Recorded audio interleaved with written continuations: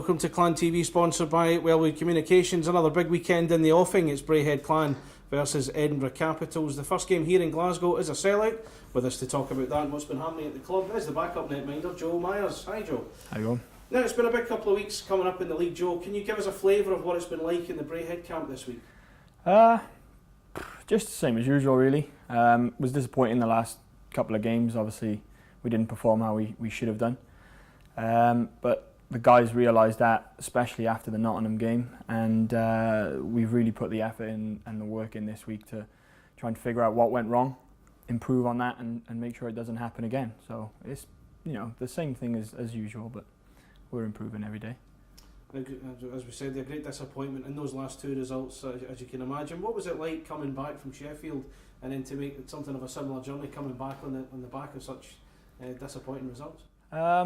It wasn't great coming back after Sheffield. We knew that was a game that would have been massive for us had we won. But in sport, you're never going to win every game. We know that. We're professionals. The game against Nottingham was more disappointing because of the way that we performed. I think Finner said that none of us really performed to how we should have done, and we all agreed with that, and we all took it upon ourselves to improve and make sure it doesn't happen again. So it was disappointing. But he also said you were the best player in that performance at Nottingham as well. Yeah. I don't know if that's a compliment or not, but no, it's good. It was good just to get some ice time, but yeah, being the best player in a 6-0 defeat isn't probably the best thing to have, but there we go. Nevertheless, the confidence will have taken a dent from those two results now at this stage in the season. 4 games left to go. How important is it not to let that affect at least the next 2 games coming up against a team who are chasing a playoff spot? Those games are gone now. I don't think the boys are thinking about them anymore. We know what we did wrong. We've corrected it in this week of practice. We know that we've got Edinburgh coming up the next 2 games, so that makes it easier for us this week. We know what we expect from them. They are fighting for a playoff spot, so it's going to be a tough game. At this time of the season, there's not going to be any easy games anyway, but I think we're well prepared now for Edinburgh, and we know what we're going to have. Now, the team have missed some big players in recent weeks. Chris Frank is set to return to the lineup following his 6-game ban. How much can that help the mentality of the group that need a boost when such a big player comes back? Yeah, it's huge. Frankie's a massive part of the team, a massive part of the dressing room, not just on the ice, but in the dressing room. If we need a boost, Frankie's one of the guys that'll step up and do something. And you see that on the ice in every game that he plays. It'll be massive. We've got players that have been playing and logging a lot of minutes, so to have an extra body back there on the back end, it's going to be huge for the guys. Now, the league's been insanely tight all season. Have you at any point given any thought of what it'd be like to miss out in the championship or even win it? I know what you're going to say here, but come on, be honest. No, I try not to think about it, to be honest. We take one game at a time. We've slipped off the top spot now, but that's the way it goes. If we can get back there and we can win it, then it's going to be great. I've got confidence that we can do it, and I know every guy in the room has got confidence that we can do it as well. We've just got to go and prove it now. I'll ask you once we're off camera what your real answer was. Okay, Edinburgh Capitals come to Glasgow before you guys head there for Sunday's rematch. Are they the sort of team that bring an air of unpredictability about them? Yeah, a little bit, but we've played them, 8 or 9 times already this year, so we kind of know that they can play this different kind of European style hockey. We know what they're bringing into our arena. They are sometimes a difficult team to play because of their unpredictability, but we can prepare for that. We know how it's going to go, and it's going to be a tough game regardless, so we just got to play our best. Now, I've alluded to the fact that Edinburgh are chasing a playoff spot. Given the talent they have playing for them and some of the results they've got, are you surprised they aren't a little higher in the league table? It's a tight league this year, I think, from the very top, like us, to the very bottom of the playoffs and things like that. So they have got some guys that would probably walk onto most teams in the elite league. So it is, you could say, surprising, but they're a funny team, Edinburgh. They can either put a string of great results together, or, like you said earlier on, they can have a string of defeats, and that really, really hurts them. So I think they're a confidence team. When their confidence up, they play well. If their confidence down, they don't. So as we get to the final couple of weeks of the season, between the 3 teams, that's Braehead, Sheffield and Cardiff, is it a case of who holds their nerve the best? Yeah, I think so. Looking at the teams that we've got to play and the teams that the other teams have got to play, Cardiff and Sheffield, it's not going to be an easy run-in for any one of us. So yeah, it could be a case of whoever holds their nerve on the last weekend gets to win the major trophy. But I'm confident that we've got what it takes in this dressing room to do it. Thanks very much, Joe. No problem. Thanks, guys. Welcome to Clan TV, sponsored by Wellwood Communications. We're into the final couple of weeks of the regular season. Some big games coming up for the Clan. As you can see, joining me is the Clan coach, Ryan Finnerty. Ryan, we're into the final couple of weeks of the season, as I just said. Second place in the league going into this weekend's games. What's the main message you've drilled into the players over the last week about these matches to come? Well, I think obviously it's been a tough week. You know, we lost 2 games. We didn't score a goal on either of them. So just kind of getting back to basics and practice, and kind of reality set in now that we've fallen to second place. That you know, there's 4 games left to play. We feel we got to win all 4 to give ourselves a chance. But right now it's out of our hands, and we just got to take care of the little things, get back to playing kind of our style and our system, and grind out wins like we have done most of the year. Now, looking back on those last 2 games at Sheffield and at Nottingham, both ending as shutout defeats, of course. No doubt you've had a chance to look at the footage, had a look at the performances of both teams, of both games. Have you had a chance to find any positives from them? I didn't think we actually played that bad on Wednesday, considering the circumstances going into Sheffield. It was a tough day before we even got to the rink, and we had some chances to get something out of that game. But you know, moving into Saturday was just a disappointment. I said Joe Myers was our best player.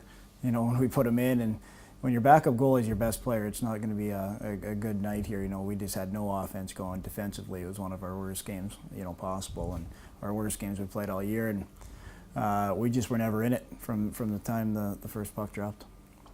Now, you've said all along you don't want to have to rely on other teams to win this championship, but as things stand, and assuming Braehead win all the remaining games, that may be the case.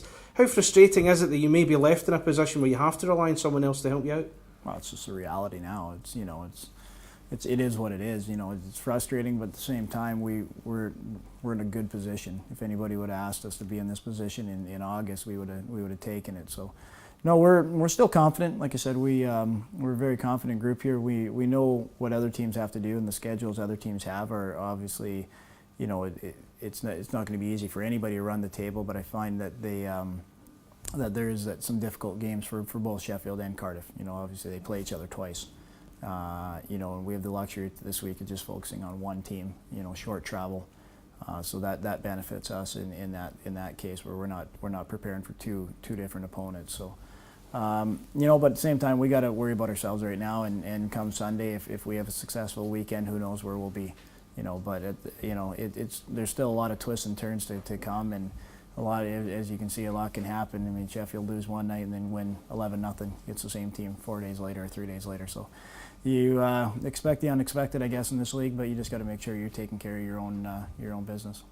You mentioned there about Sheffield beating Cardiff 11-0 on Wednesday after losing the Challenge Cup final to them last Sunday. How surprised were you at that particular result on Wednesday night? Yeah, I was at the game on Sunday, and I thought Cardiff did a great job of you know, scoring on the chances they got, and then they shut the game down pretty good on Sheffield.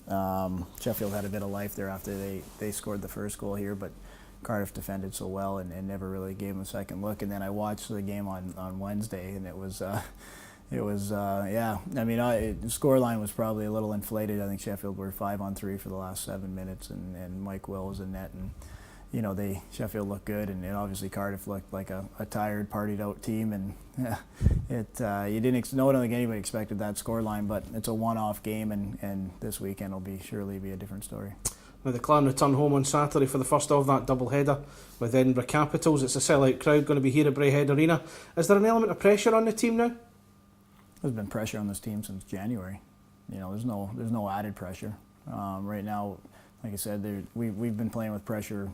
We've been talking about pressure now for 3 or 4 months, you know. So, no, there's no more pressure, and it's just a hockey game. We're back at home. We've had success at home. We're playing in front of a sold-out loud building, and we're going to feed off that and that energy. And like I said, we will be a much improved team from last week. Now, Edinburgh have been a funny team in terms of their form, insofar as they can win some big games, then go on a run, or just seem to struggle and can go many games without winning. Given that unpredictability, does that make them a more dangerous opponent to face? I think they got a good team over there. I think Richard does a good job. You know, they got some good offense. They got some guys that can put the puck in the net. Their goalie can be the difference in games when he's on. So like I said, we're preparing to play a very good Edinburgh team, and we know that we need to be at our best if we want to have success over 120 minutes here over the 2 games. So, yeah, you know, we're not going into this game lightly or thinking anything like that, because they've beaten us in the past here, and they've proven they can beat anybody on any given night here. Now, with the lack of goals there's been in the last 2 games, has this prompted you to look at the lines with a view to perhaps rejigging things for the games this weekend? No. Moving on, Clan have been short-handed of late. Chris Frank, Ryan Kavanagh and Lee Esders all absent in recent games. Frankie returns from suspension. You've told me Lee Esders is out for the season, given the extent of his injury. So will Ryan Kavanagh make a return to the team this weekend? Highly unlikely. You know, he is getting closer and closer here, but it doesn't look like he's going to see any action this weekend. And finally, British legend Tony Hand announced his retirement as a player at the age of 47 years old. You've been around the game in this country for a number of years now, Ryan. How much of a role model is he, or can he be for young players coming through?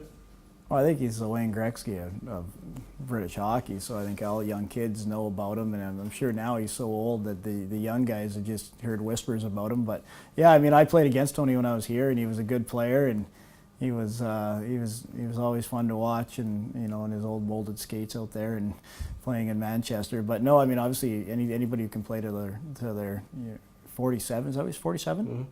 47 years old is pretty impressive. You know, if he can public skate at 47, I'm impressed. So, yeah, no, he's had a great career, and he's been a great ambassador for British hockey, and you know, he'll be a legend for the next 1,000 years. So, it's. You know, it's a hell of a career, and what can you say? Anybody who plays at this level, or even the EPL until 47 is pretty impressive. Thanks very much, Ryan. Thanks.